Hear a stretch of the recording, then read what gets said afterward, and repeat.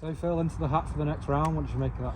Yeah, scrappy game, very scrappy game. As I say, the pitch was a leveller. It was one of these where I think first off we needed to get used to it, being able to deal with the long balls, being able to deal with the bounce, whether it would run or not. Sometimes it did, sometimes it didn't. And then I think second half it was a case of just boxing.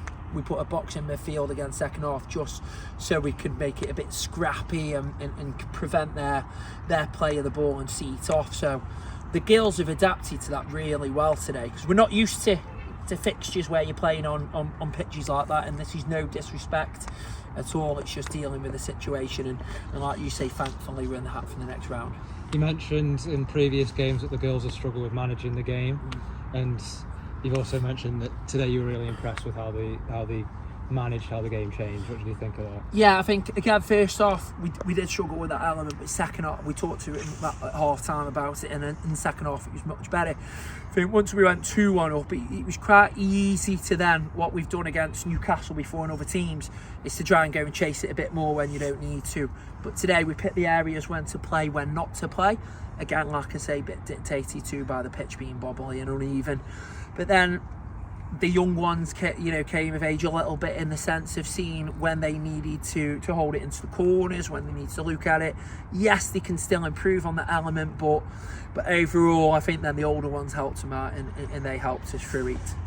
In terms of anything technical that you've been working on at training, is any of that you've been working on translated into this game? Yeah, I think again we worked at training trying to link up the thirds. So I think in a couple of games there's been bigger gaps between the defensive third, the midfield third, or the midfield third, the striking third.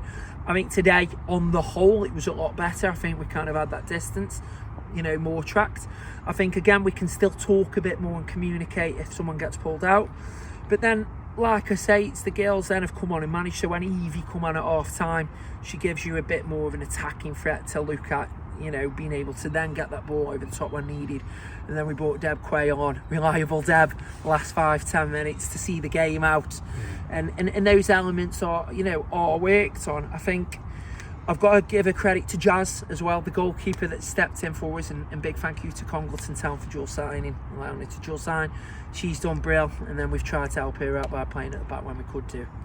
So a lot of positives to draw upon. So what's next? What's next? Good question.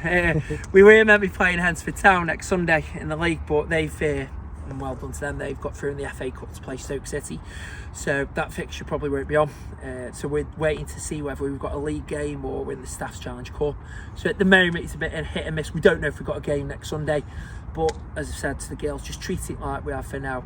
See what the crack is, and we put the work in again on Thursday, regardless if we've got a game or not. Nice one, well done to you. Cheers, mate.